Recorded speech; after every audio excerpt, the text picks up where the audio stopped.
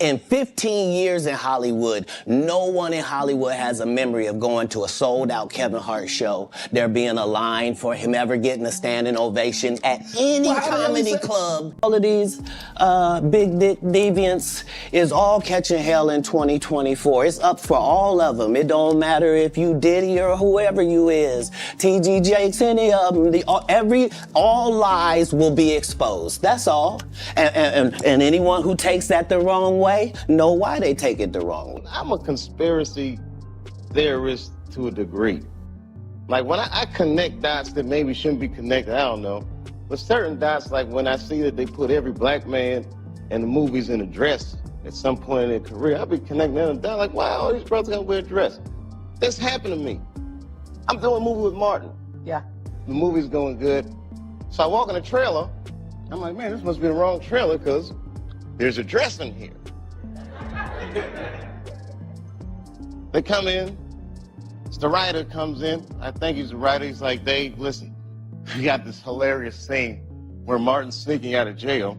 So he disguises you as a prostitute. And he put this dress on. And what? A prostitute? Nah, I'm not doing that. I don't feel comfortable with that. That should have been in the discussion. What? You don't feel comfortable with it? I mean, it's a hilarious bit. All the greats have done it. So, well, if all the greats have done it, it's kind of hacky, right? You're right. So why don't we just not do it? Because I don't feel comfortable wearing a dress. Oh, come on, Dave. Listen, we got it all set up. We're supposed to shoot. Every minute you waste costs this much money. You know, the pressure comes in. He said, I'm not wearing no dress, man. I'm funnier than a dress. Just give me something funny to say. I don't need to wear no dress to be funny. What am I, Milton Berle? You know, we're going like this. And then finally he's like, and he leaves. And then like the director comes, Dave, it really would be great if you wear the dress. The minute it was clear, I was adamant. I'm not wearing a dress. I'm not wearing the dress. All right, fine. Think of something else. Guy comes back 10 minutes later. The whole new scene. Like, damn, how did you write the scene so fast?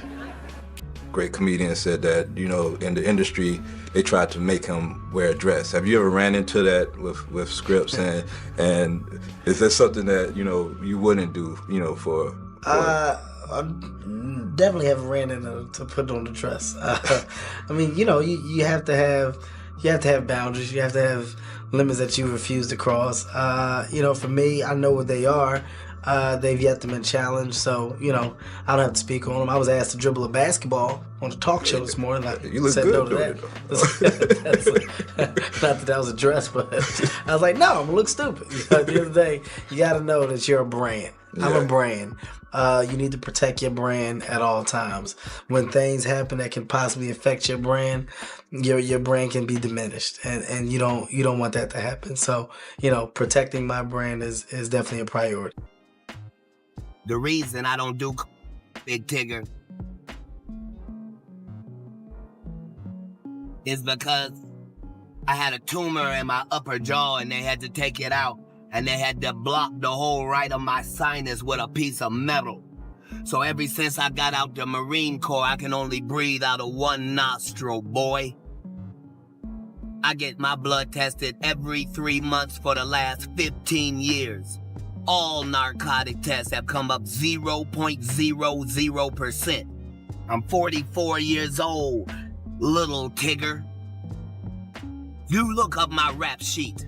I have never had a DUI or a possession of anything, not even the I do every day. See, when you real, you can tell the truth about anything or anybody. 6 female black comedians that I know personally that I put on tour who have a hard time getting a chicken sandwich from Chick-fil-A after they headline 7 shows at a club for $2,500 a week. But people like real, and that's why they like her. Is that what they like? They love real. Because everybody's real then. So don't trip. No. Is they so ghetto? When did that become marketable? Knock it off. They like her because she want to sleep with a white man. That's why the only thing she said was, I want to give it to Brad Pitt. Where Cat Williams comes from, you keep pointing at Hollywood. Hollywood this, the white man, this, and this. When do you take responsibility for your actions? You had the shot. Cat was in that position at one point. You were the guy. Yeah. You were set up to be the star. You didn't show up to work. You promo shoots. You off your promo trips that they had set up for you. You became a risk to the studios, which is why the studios stopped fucking with you. Why was he a risk? He chose. Oh, okay. Take responsibility for what you chose and say, you know what? I gotta fix me, and I'm gonna come back and I'm gonna stand up for comedy. So when you say Tiffany Haddish doesn't deserve or isn't really a comedian and these other women have worked hard, which they have. Shouts out to Melanie Camacho. Shouts out to Lunel. Shouts out to Leslie Jones, who are all underneath the umbrella of Cat Williams. Cat Williams, have you ever used your platform to fucking bring the people that were under you up? You haven't. So because you haven't, don't shit on those that now are. I've used my platform and I've brought my guys and girls up. The brand of Kevin Hart is a brand that's expanded so fucking far, whether you like me or not. My presence in comedy will forever be felt because I'm a fucking boss. I sit on the top of it, and the opportunities that I'm giving are the ones that I'm creating. So take responsibility for what you did. You. Nobody else did. You don't hear Chris Rock, Dave Chappelle, the Kings of Comedy, Seinfeld. You don't hear George Lopez, Eddie Griffin. You don't hear who else can I go down the road of other comedians? Steve Martin, Martin Short. You don't hear the guys that got on top and that made it by doing what they love complain about the people that are coming under them. The reason why is because they're happy with themselves. Don't blame everybody else for your shit. Don't shit on my sister Light because you're not happy with your shit. This wasn't there and off making 85 milli. I was over here not making 85 million. But it's all good. I don't mind $1 million a month and keeping my soul. And as long as Richard Pryor was able to be the king of comedy and a crackhead, they gonna continue to say maybe I am.